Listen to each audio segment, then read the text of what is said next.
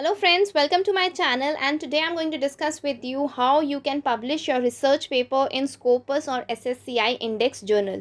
So this video I'm specially making it for the beginners who can write their paper and get their papers published easily. So I'm going to discuss one of my paper that has been published in the Asia Pacific Management Review. This journal is being indexed in Scopus and APDC. So very first thing that in the paper we see is the in a paper, any of the paper we write is the title of the paper. The title of the paper should be very strong. In this paper I've written determinants of financial literacy, empirical evidence from micro and small enterprises in India. So over here you can see my main variable is financial literacy, and I'm going to measure the determinants of financial literacy from where? From micro and small enterprises in India. So for every paper, write such a title that attracts your reviewers and your readers, and they should, just by reading your title, should get the insight what all is there in your research paper. Next step is, I would personally suggest you that you should be affiliated or collaborate yourself with other researchers in your field itself. Over here I have associated myself, like I am from India, I have associated myself from a person or the researcher from Australia. These affiliation and the collaboration attracts personally the reviewer's attention. So going further is the writing of the abstract. Okay, so in the abstract writing, it should be according to the format. Every research journal has its own format for writing the abstract. Your abstract should contain the purpose,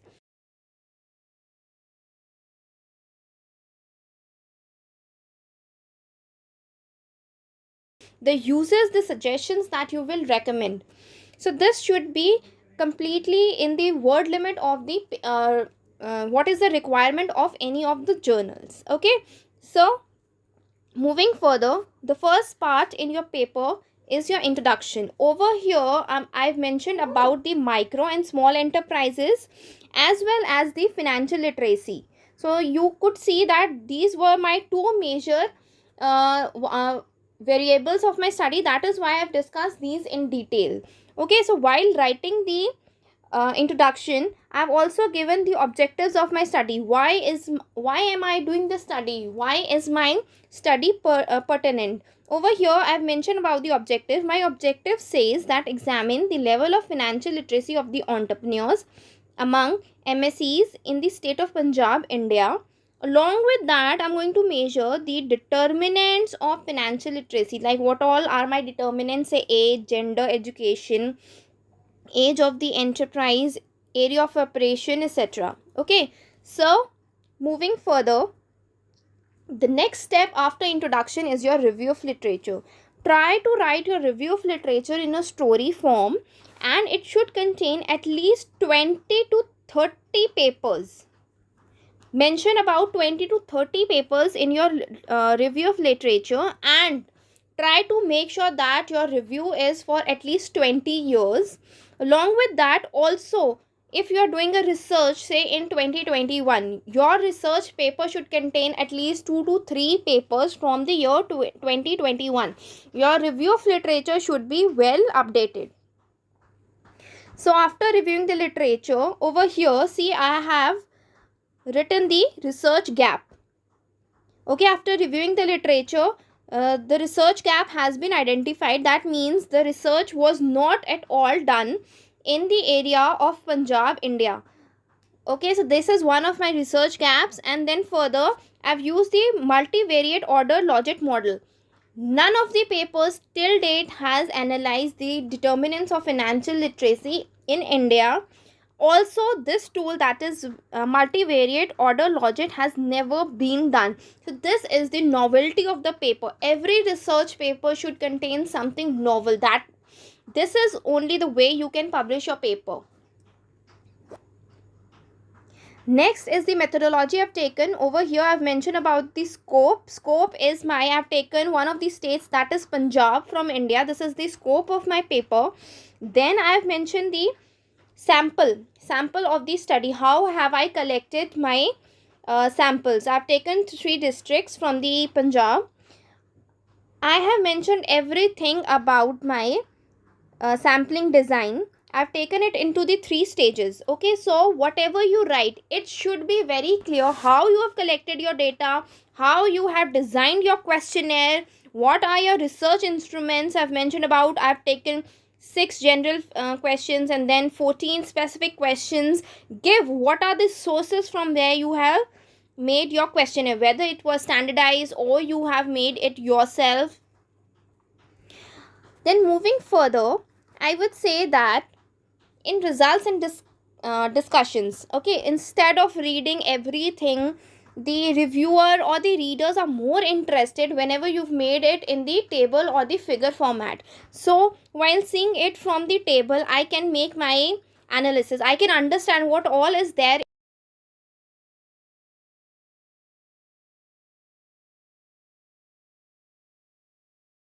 Viewing the tables and figures, you can understand what is there in the paper and what are the findings of the paper.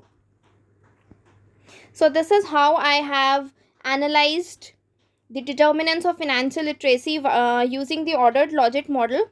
Okay, so this is all about the findings of my study, and I would like to share one thing with you is whatever are my findings of the study, I should compare it with the previous results of the study. Whatever are the previous results of the study, I should discuss it in my discussion. This is very important. Whatever are the consistency or the inconsistency about the results. See over here, I have mentioned about the inconsistency.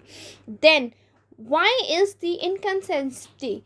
If supposedly there is consistency of the results, then what are the reasons? We try to explore out the reasons of the consistency and the inconsistency with the previous studies.